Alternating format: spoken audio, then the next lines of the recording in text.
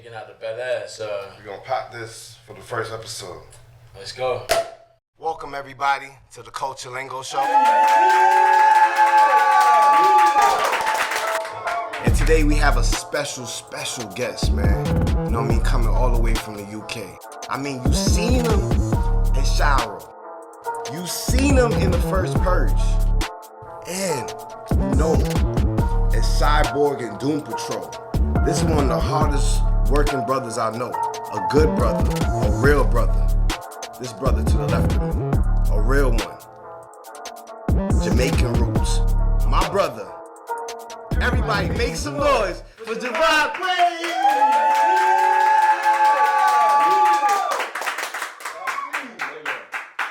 First of all, I just want to say congratulations.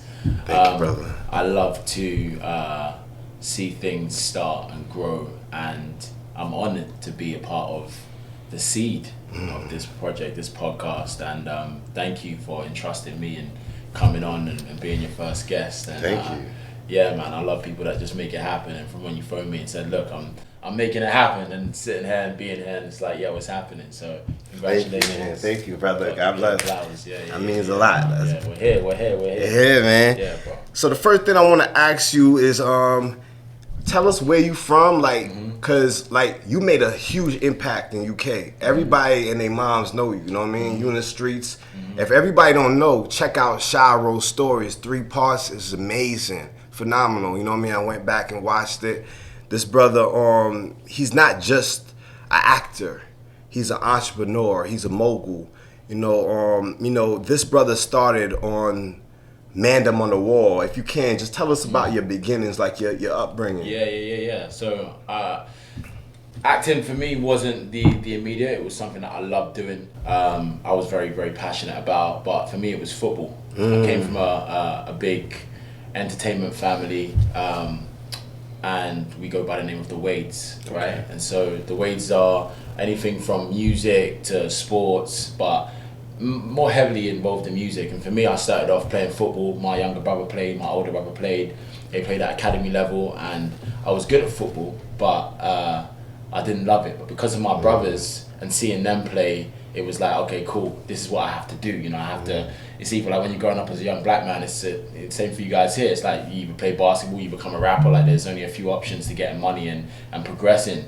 And for me, it was like, wow, look how much money I could make from playing football. So I ascended with that, started with that, and I did like playing, but I would always do acting. I would always take acting classes, and drama in school was something that I was really passionate about and I loved. And when I got to about 16, I decided that I was just going to hang up my boots and playing football.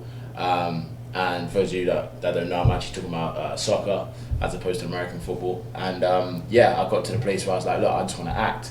So I went to a place called the Brit School, Performing Arts School in London. It's more known for music, so Cadell, Amy Winehouse went there. For acting, Tom Holland, who played Spider-Man. Oh, wow. Yeah, and I went there for acting. I studied there for 2 years, and after that, you're supposed to then go to another school, like another drama school, traditionally, and I decided, no, that's not what I want to do. I want to just kind of try and get out there and start working. At the time, my best friend Percy Ascott, we was in school together, and I came to him and I said, yo, bro, look what Marcus is doing. We got to do something like that. We got to make our own show. So we literally produced our own web series show from, just a bunch of friends in school. So we went to the music strand, and I got my boy Fidel and said, yo, can you make me a theme tune? I went to the technical theatre strand and said, yo, can you guys help us with the set? Went to my friends in media, said, yo, you guys got cameras, can you rent these cameras for us? And before you even know what you're doing, you're producing, but you don't even call it that. You don't realize you're just assembling some friends to start getting some things going, you know what I mean? So we ended up creating that show. It was called Man Them on the Wall. Jamaican patois for a group of guys just sitting on the wall, sort of like Friday, a bunch of yes, shake it a little more.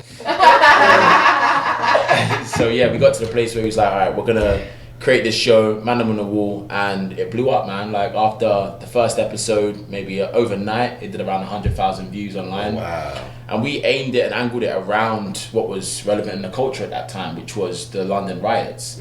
So similar to, instances like George Floyd, rest in peace. We had a guy called Mark Duggan who who was killed, police brutality, and off the back of that, London went crazy. It was a massive riot. And so we created our episode around that and tried to bring light to it and tried to bring an opportunity for people to, you know, just take a different perspective. And so we took a lot of that traffic of people searching for London riots, which helped the show to blow up. And off the back of that, episode 1, episode 2, episode 4, we were doing millions of views. And then Channel 4 in the UK came to us, which is kind of like our HBO, and said, look, we want to make this into a TV show. So made it into a TV show, and off the back of that, decided that it was, you know, something that we wanted to continue with. Ended up creating a sketch show. And when we created the sketch show, we realized that this isn't where it stops. There's so many creators out there, there's so many people, so many influencers in the culture that are trying to do their thing but don't have a platform to do so. So we went away and we decided to create our own platform called The Wall of Comedy, which is a comedy network. We built that off the ground. All the talent that we were working with on the comedy network, we then started managing them, so we built the Wall of Talent. And then we were producing all of the content for the platform and for the talent, so then we created the production company, Productions. So it became like a three-headed horse, and a media company, which ended up becoming the largest online comedy network in Europe. And off the back of that, continued to create and was managing that and building that alongside my acting career, and in 2016 decided to come here and meet you lovely people in America. Wait, we gotta go back to what you just said. You said the largest. We gotta make some noise for that, man. The largest in the UK, man. World of comedy, come on, man. What motivates you every day to do what you do? I think what motivates me is potential, you know, or therefore wasted potential, and not wanting to. I always have this concept, right, which is about if I met my potential, right? And you know, you hear that phrase every day. It's you know, let's see if this person meets their potential.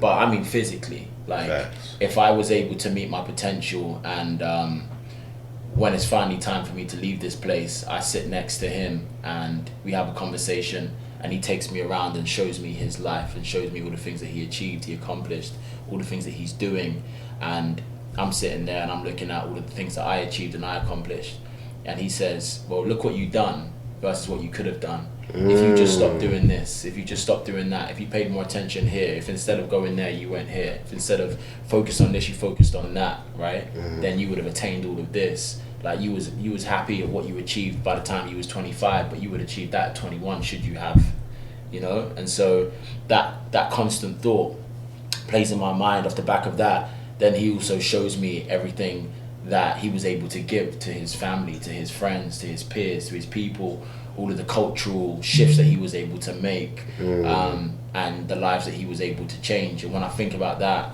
I look at that and I can't have that conversation. I need to be having that conversation with the version of me that didn't succeed. Look and say, this week we did it. You know, you could have been here, but you was here because you decided to dedicate. And my family and my friends push me every day. It's no longer about just what I can get from this and I can build for myself, but there's people relying on me. There's people that are, you know, looking to me. There's a generation that's looking to me. There's people that I want to inspire, so that it just keeps that thought going, and one hand washes the other, and you pass that baton on, and each one teach one, you know. So yeah, that's really what inspires me. God gave me a purpose. He gave me a reason to be here, and Amen. That's it. Just that's the thing that people don't really mention and give enough props to, you know what I mean, is that it's God's work, you know what I mean? It's the reason we're all here. Thank you, my brother. It's the reason why we all here, and it's the reason why we do what we do, you know what I mean? It's the reason, you know, I lost a lot of homies, you know what I mean? So I cherish friendships a little bit deeper than other people. Like I lost my best friend, you know what I mean? I was 24, he was 23, you know what I mean? Rest in peace to the Top Dollars. I lost my second close homie at the first one, Top Dollars, 2012, 2017, my boy Ace. So when I come across brothers like you with a genuine spirit, you know what I mean, I lock in and make sure. That's why I'm like, I got your back, and we have to do that more, you know what I mean? So I want to ask, I want to switch it up a little bit. So who's your favorite actor and why? I know the answer, but I want the people to know.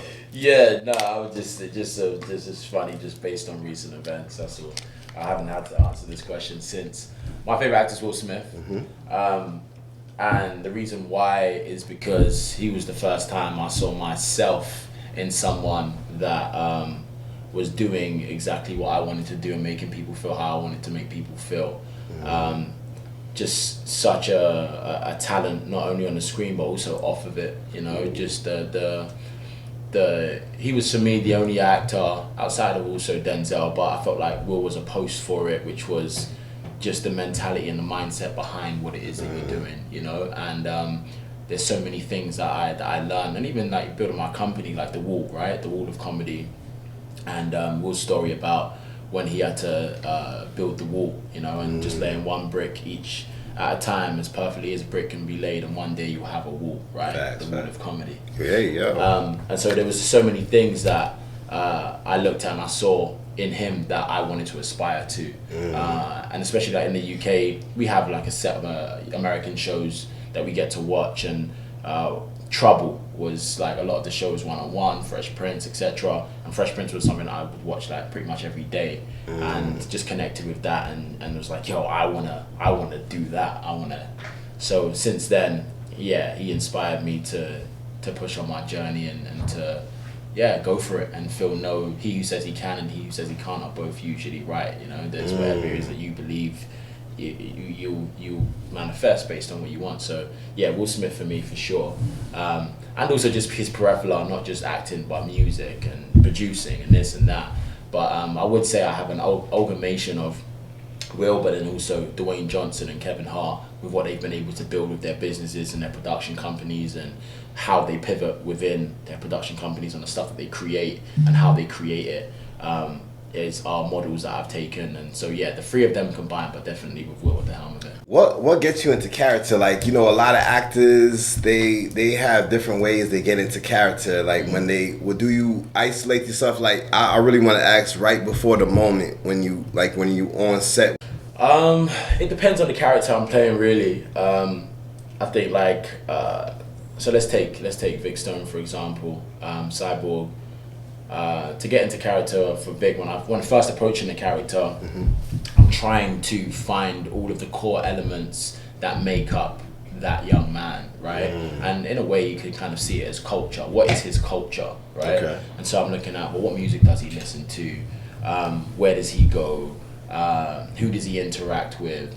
And finding all of these different antidotes and then living that out and playing that out. So listening to the music that he's going to be listening to, having conversations with those types of people, connecting, watching the things that he's going to be watching, studying the things that he's going to be studying. And then when it comes to being on a day, for me, all my preparation takes place beforehand. So before I get onto set, I've prepared and had everything down pat as to what I need. So by the time I come onto set, at that point, it's just whatever the scene is. Where are we at that point, and just staying in that space.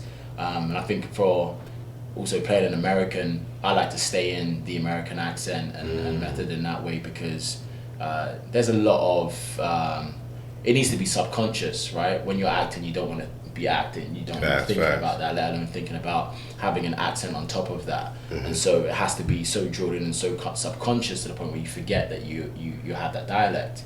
So I prefer, as you know, just to stay in that accent the whole time. There's still people on set that don't know I'm British 4 years later. So yeah, that's the way that I like to operate. And then just kind of the scene speaks to me, man. Like there's certain scenes where if it's a lighter scene, then I'm lighter. If it's something that's heavier, then stay away from me. You feel my energy, you know what I mean? I can't help but be in that space, and it exudes that. So whatever I need to be on, I'm on. Oh my gosh, I love that, man. I mean, that's incredible. And that's what I wanted to ask. That's the next question. You just jumped into it. How what was the preparation like getting into the accent? Like, cause when I met you, you got me. I didn't even know you was real. I didn't even know, you know what I mean? I was like, yo, you from New York or something, you know what I mean? I was like, I see you, I was like, yo, I ain't. But you know what I mean? It was dope because when I met him, he was on set, you know what I mean? He was on set, you had the voice. And then when when he was like, yo, where the parties at Atlanta? And I was like, yo, so is he, like, how he? Like, yo, I'm getting punked right now. But it was a beautiful thing. I really got to give it to you. Like, UK actors. What's my boy name from Get Out? Daniel Kaluuya. And you know what I mean? You two are my favorite, you know what I mean? Like y'all, and brother from the Snowfall too. Yeah, Damson. Yeah, Damson. I don't know them brothers. I know you, so you know what I mean. You my favorite. You know what I mean? I don't know those niggas, but yo, we hope shout out to them though. I just want to say, man, it's incredible how you made the transition. So I just want to like you to tell the people like how did you get into like what was the process like getting into the accent getting the accent that Yeah, well, we're fortunate in the UK to have so many American. So much American media. So we grow up on American TV shows, American culture is very much in our faces, and so you're hearing that accent pretty much your whole life, you know. Facts. So although you might not exercise it, you know what the sounds are, you know what the vowels are. And for me, the main thing is looking at vowels of any accent. That's where you kind of really see that shift. So I just started looking at, okay, well, how are the vowel sounds different to how we speak? And so, for example, me saying like all, right? So if I'm saying all, you guys will say all, right? So, but that's the same for many words. So I'll say all, and then I'll say pool, and then I'll say fool, and then I'll just repeat those words. So all, fall, and just keep going and find those different vowels and those different words. And then it's just about staying on top of it and just trying to perfect it. And I would just try and stay as much and as heavy as I could on just speaking in the accent. I'd go and I'd be in America and I'd just stay in the accent. I'd go to the store, I'd go to wherever it was and just stay and just, you know, how many people can I fool, right? And I'd just walk around and just stay there, what's going on, man, how you doing, you good? And just stay in that accent, and eventually it becomes subconscious and you can hold it and you don't even have to think about it. Now, when I'm on set, by the time I get in my car and I leave, I have to tell myself, go back to my original accent, because it's so subconscious that obviously I don't know I'm doing it anymore, that I have to then remember. Or my mum will call me and she'll be like, "Oh, why are you talking about that?" Shout out to mum. I just finished it on set. So yeah, that's mainly the main crux of it. And just just staying in it, just trying to perfect it, just doing it as hard as I can, as much as I can, and eventually, it takes its fold, and you can try and get to the point where you ain't got to think about it no more. That's what's up, man. The lingo from where you from, like peas and food. I watch Top Boy, you know what I mean, and Shiro, you know what I mean? Yeah. And I hear you say it all the time, like like peas is bread. Peas is, but you don't say breadhead too. Bread, yeah. Yeah. So like, peas is money. Oh, it's money. Bread. Okay. Yeah. What else is there that you guys? Food. What's food? Like food. Yeah, food. Food, drugs. Just drugs. Any form. Okay. I was thinking that. Like you got the food, like that's it. That's when people are food. You know, you try to eat that. What else is there? The road them, the man them. Yeah, man them. Yeah, like we have a lot of our slang is like just Jamaican patois, broken English, and it translates. So like man them, that's what it would be if you're Jamaican. You know what, man? Talk to the man them up. Yeah, right. Yeah, man. Yeah, man. Right. So a lot of that lingo just transcended. We have something called the Windrush era, where in the 60s, a lot of Jamaicans came to the UK specifically to help fight the war. Late 50s, early 60s, World War II, and they came and would nurse and would also help in the firing line, etc. And so a lot of those Jamaicans then ended up staying in the UK, and off the back of that, then they started to breed, and that's why there's so many Jamaicans and heavy Jamaican culture in the UK now because of that Windrush era. A lot of our urban slang is heavily Jamaican influenced. Oh, that's what's up. And you got yard roots. We got the yard roots. Yeah, man. We Beer pen Clarendon, I'm cool. Wagwan, Old Harbor, St. Catherine. So shout out to our mom, shout out to the whole family, man. What bothers me the most is that we don't have opportunities to give our kids. Our kids is born and we're like, yo, get a job. Why? You know what I mean? All the other cultures do it. Yeah. So black culture, we gotta get a hand on this. We can't keep talking about this happened to us. We know. We have to stand up and elevate and ascend. You know what I mean? So the next question I want to ask you is, what's the difference between here and back in UK? Like what? Just in the US in general. Just how you feel. It depends on the state. Okay. Right? Because like I would say, like New York is very close to London in terms of the energy behind it. It's very fast. It's very busy. It's very go. There's so many people. Everyone's on. There's beep beep. Out the road. You know, all that is the same. But then somewhere like, for example, like being in Atlanta is completely different. You know, it's a lot more chill. Seeing so many black people in even prevalent opportunities and places and of power, like that's not something that we're used to seeing back home in the UK. Being on set, and I remember when I did The Purge, and the camera op, the AD, and so many of the crew were black, and I'd never experienced that before. Like, I'd never worked with a black camera operator in London in my whole career, right? Oh wow. And then coming in, the first project that I did here was a black camera op. I was like, right, that's crazy. You almost feel a sense of home, a sense of family, right, of belonging. And those shifts, and then you look at LA is kind of like a bit of a blend because it's a city, but at the same time it's also still very chill and very, you know what I mean? You're looking at the mountains and palm trees, like how you ain't seeing palm trees unless you go to Jamaica, right? So yeah, like that those are the kind of, you know, the main cultural differences. I think in terms of people are people. Living and growing up in the city, it's not too dissimilar in that regard. But yeah, just the energy behind, and everything's bigger here. Like everything is you know, bigger, from the food that you eat to the conversations to the aspirations to the dreams, and that's why you end up trying to come here, because you get to the place where there's a certain level of capping that you have in the UK, where I felt like, and I know that a lot of my peers have in the same way, Damson, Daniel, etc. We have to come here in order to get those opportunities or to ascend in our career, because this is where everything is. This is where it's all huge. This is where you can meet and connect with so many people as a filmmaker, as a creative. So we're forced to come here in order to achieve that. And I have a real dream and passion to be able to create that, but in the UK, to be able to create UK movies and British films that transcend globally, and that hit the audiences that American projects do as well, because now with streaming platforms, everything's becoming synonymous. And so we just got to tie the dots and link it all up, and yeah. I think we need to make some noise for US and UK real quick, man. Make some noise for the US and UK, man. Man. Now I want to ask, man, like, what's your dream role? Like, what's the character that you like? Cause me personally, let me just tell you first. I feel when I see you and just knowing you, now, I believe this brother should play Mike Tyson, for real.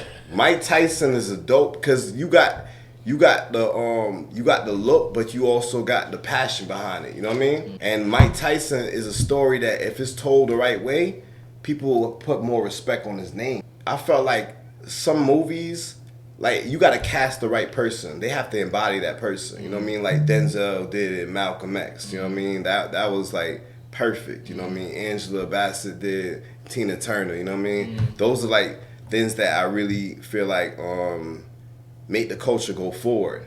What character are you destined to play, like, you feel in your spirit? To be honest, you talk about dream roles. I've always been in love with sci-fi. Okay. I think reason being is that they are worlds that we often don't see ourselves in as black people, and I want the young brother or the young sister that's watching the TV to identify and see themselves within these worlds. You know, these worlds are so huge, from the Star Wars of it all to the superhero stuff, that we need to find identification within and connect with. And so I was obsessed with sci-fi when I was younger. And so yeah, to be honest, I'm playing a dream role now. And you know, what kid grows up that wants to be an actor doesn't want to play a superhero, you know? So that was definitely my... Make some noise for that. Woo! Superhero in the building, man. You feel me? Come on, man. That's what I'm talking about. So yeah, that was a dream for me, playing Cyborg. And then outside of that, I've always wanted to live in a world of a war movie. Okay. That's something I'm really passionate about playing. But again, from a black perspective, there are so many stories that we have as blacks in World War I, World War II, that are just not told, you know.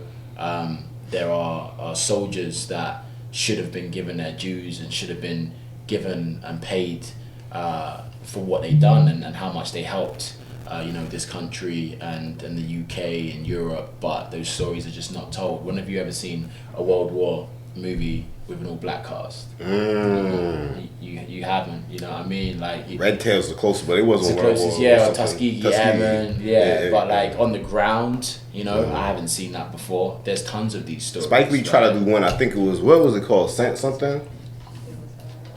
It was something. What was it? What was that one Spike Lee joint? It was an all black, but I see what you're saying. That's the issue. What was that one Spike Lee joint? How many war movies can you name? Can you talk about that are that's fact. that don't have us in it, right? So I want to play in that world. I'm really passionate about sports. Okay. So there's a few sports worlds I want to play in, boxing being one of them. And then I would say definitely a biopic. Okay. And it could be across any one of those. Who's your dream worlds? Bio-wise, like we want to know. My dream biopic. I'd probably say, maybe Mike or Sugar Ray Leonard. Okay. Okay. Mike Tyson. Yeah. So I was on the money. Yeah. In that boxing world, that's that world. Sugar Ray, I like that too. To be honest, like any of the greats. Okay. Any of the greats. And then also just stories that can just give so much to us that we learn from, that we can really take on, and that you walk out of the movie theater saying, "Oh, raw, like that's mad. I didn't know that. I didn't feel that. I didn't connect those dots." And bring light, and that's what I feel like biopics do. And also they're the best opportunity to be able to walk away with some kind of Oscar or BAFTA or Golden Globe or some kind of a award-winning project. So that's the world that I'm gonna play in, and over the next 3 to 5 years I'll bank all those roles. Yeah. You going to? Yeah. You know what I mean? This brother will. We'll get there. And so we gonna switch it up. We gonna go to Ebonics. Okay, let's go. I'll ask you questions. Okay. And about the culture, and you get it right. You know what I mean? Chill, relax, everything good. You get it wrong, you gotta take a shot, my brother. So what over here that you want? I think is only right. What you got? What you want over here? What you looking at? Well, you just taking out the Bel Air, so we're gonna pop this for the first episode. Let's go. Let's do it. Let's do it. Let's get it, baby. Let's go. Rock, my brother. So we're gonna take a shot. So, and shout out one time for the one time, man, for everybody.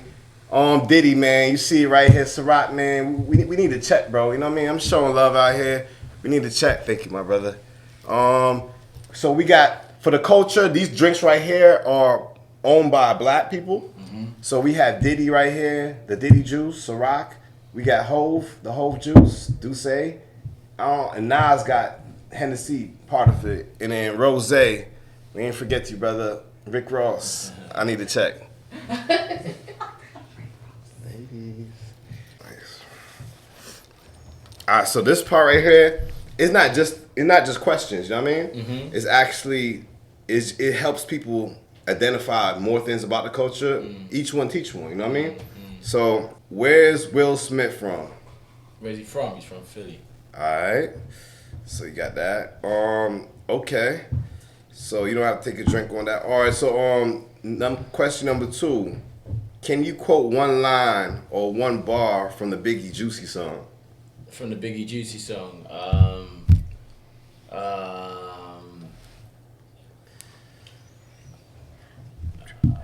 Shot?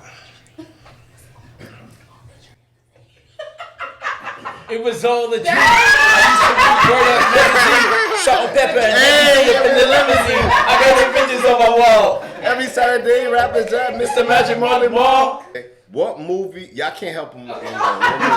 No more help him. EJ, come on. You gotta be. Yeah, you get right. What movie did Denzel win an Oscar for? Come on. Don't. Oh, what did you win an Oscar for?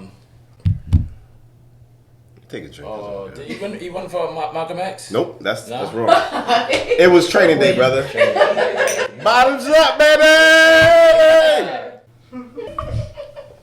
Ooh, nice. Ooh. Who's the rapper who called out another rapper on his own song? How this? There's loads of rappers that called out rappers. Recently, I'll give you a hint. Whoa, you can't. even recently, He's one of the greatest in this generation. He called out another rapper on his song. He dissed every rapper in this generation, like before the Little Baby era. But there's been a few. You're talking about like Pusha, he just did that. Obviously Pusha and Dre. Yeah, that wasn't a good. Yeah, like it was Kendrick Lamar. Yeah. We'll let that slide. We ain't gonna let that. You know what I mean? We ain't go. All right, this one right here. I don't think nobody in the room might know this one. Insert me, because I got the notes. What year did the movie Juice with Tupac Shakur and Omar Epps come out? What year was this? Dun, dun, dun. Take a shot. It's all good. 91. 92. Like real quick. You gotta look like that. I'm trying to be good. I'm trying to. You see this? And I was gonna say 92, but I went and said 91. Bottoms up, baby. Let's do it. All right, cool. So so nobody knew that. I told you. Ooh. Oh man. I hope everybody know this, but it's all good. Who made the classic song "Paid in Full"? He made it. I'm not sure. Who's the artist? And it came out in the 80s. I'm not sure. This song right here single-handedly made everything work. Like Nas, Jay-Z, all these careers came after this artist. And it's Eric B. and Rakim. Paid in Full, thinking of a master plan. Like, it's really crazy. All right, this is something I know you got. Where's Victor Stone from? Oh, where's he from? Detroit. Yeah, boy. Yeah. All right.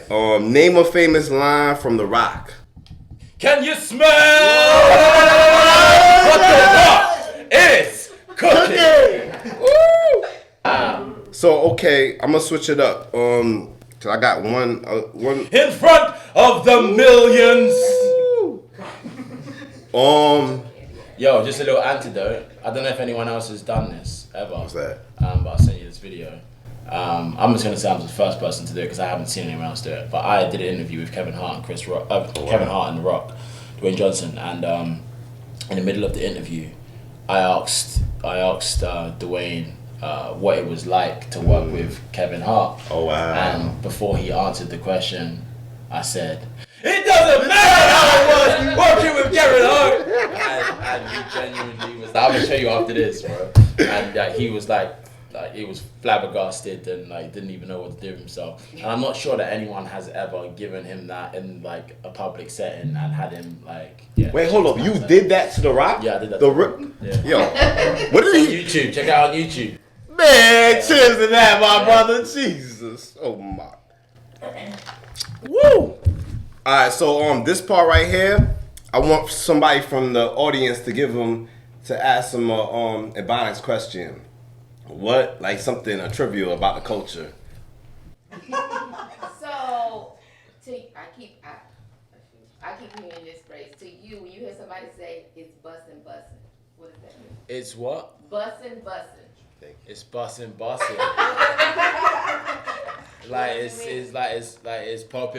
Sure. There we go. Oh, you got it even? Oh! Okay. So I'm just getting warmed up. Hit me. Whoa! Warmed up now. Oh, okay, man. You killing me, man. You killing me. Okay, what year did Nas Illmatic come out? Oh. Yes. You see, yo, Chase, you know I had to do it. None of y'all know it. I know y'all don't know it. No way. Okay. Not even close. Let me get my liquor ready, because I like this to say. Oh, what? Before now, give me a clue. Before. Ain't no clue. The album cover's right there. You just gave me a drink. Like, your shit filled up. Like, that ain't a clue.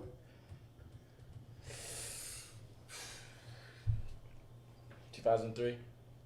No way. Drink time. What is it? 1994. 94. Yeah, 94. You might be wrong. Let's fact check him. I'm a #1 Nas fan. Like, I'm Nas. I'm not, like, yo, didn't we go to Queensbridge and shoot a video for Nas? In front of him. In front of his projects. Like, that's how much. Like, so, this question is that. I've got a question for you. What year did Will Smith win his first Oscar? 2022. That's it. Yeah. And he smacked the nigga before he did it. Like, give me my Oscar. It was out of here. Like, yo. But let me tell you something. Let me tell you something about this brother right here, man. Everybody that encounters it with him has positive energy. Like, I love this brother. Like, you know what I mean? I just remember, like, we was on, you know, because you didn't really, you know, Thanksgiving, you know what I mean? First time Thanksgiving, everybody was on set, like, talking about they was going to do on Thanksgiving. I'm like, yo, just come through. And we all ate together, man. That's when I want somebody to take the spot. I'm going to get fresh real quick and then ask them a question. You can get fresh at some more? Yeah, I got to. He said I got to switch it. I got to take a drinking break. Somebody, To ask him a question?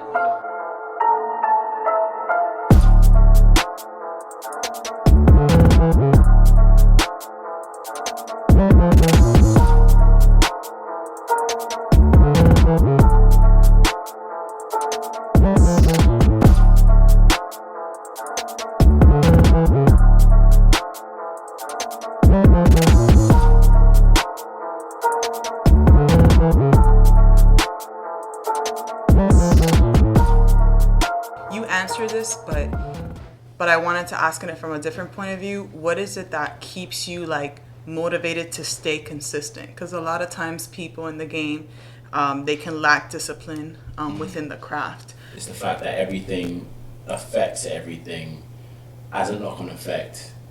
You know, Hardy, he created a book called The Compound Effect. I don't know if you've ever heard of it. I've heard of it. I haven't read it, but it's a beautiful book which talks about how one thing leads to another. And how the small things that we do change and create those big results. And so discipline across the board for me is, I think once you get to a certain, like at the start, right, you just kind of, you're pushing, you're building to try and amass to what you want to amass and you want to achieve, and you have this vision in your mind, in your head. And then when you start to then achieve those points, let's call it, right? And once you get to that place, you kind of like, when I was a small boy, I could only dream of having houses in Atlanta and having houses in LA and being a superhero and, you know, doing all these things. And so once you achieve that, and that was the cap that you had in your mind from a young boy, at that point to when you achieve it, what's next, right? It's like, okay, cool, you have to work out, well, now I've achieved this. But then you realize that, okay, I can lose all of this.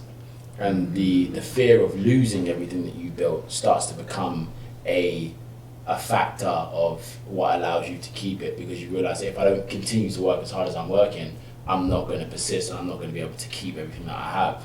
I'm not going to be able to continue to support my family. You know, it's so beautiful being able to have my brothers and my mom and my friends hit me up and be like, yo, I need some help with X, Y, and Z, and be able to help them, you know? And getting to a point where you can't do that is frightening for me. So, last question. What do you love most about the culture and why? It's not really a question you gotta drink, but you should drink. What I love most about the culture,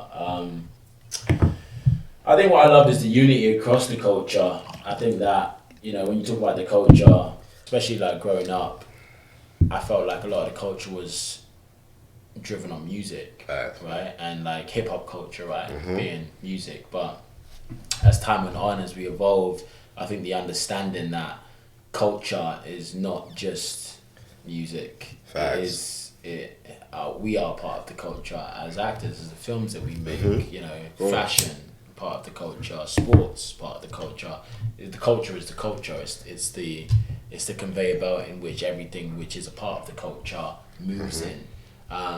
And coming to the US, I think that I've seen that more and more, because we have our own culture back home in the UK, and you have your own culture here, but there are, you know, so many similarities and so many connections, and the African American is not dissimilar to the Black Brit. You know? Like, you know, when you look at the main difference is the culture. That's why we relate, because so much of the culture that you connect to is the same thing that I connect to. So then we share the same culture, right? But we're from two different parts of the world.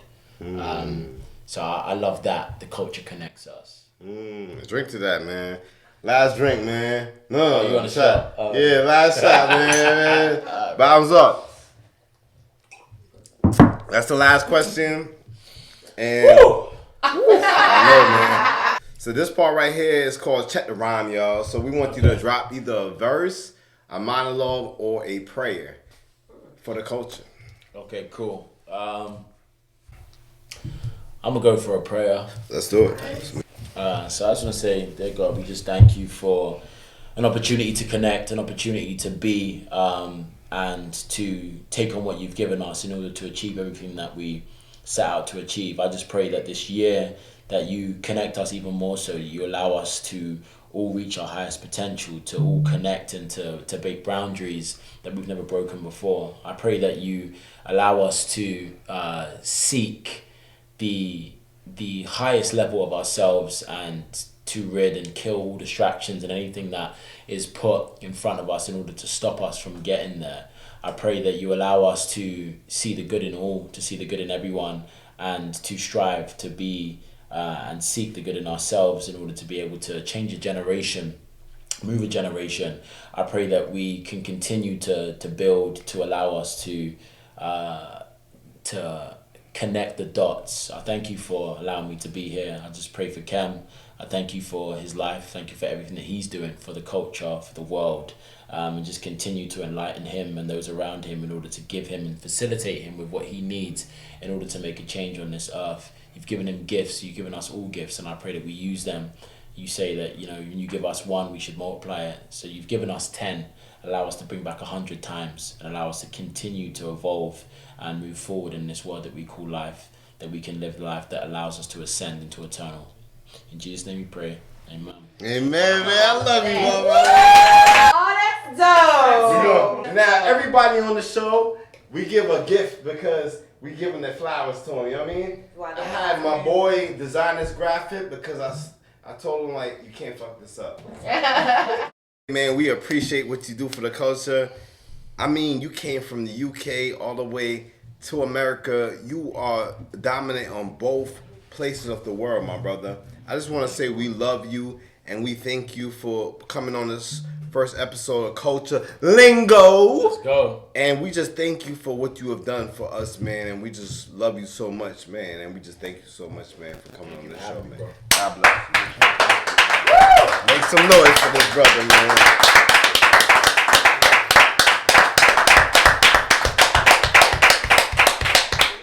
If there's anything you want to close out the show with, man, it's on you, bro.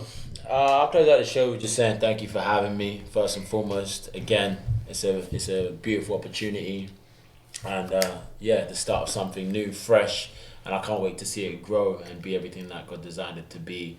And to everyone that's watching, thank you, appreciate you. Keep building, keep doing what you do.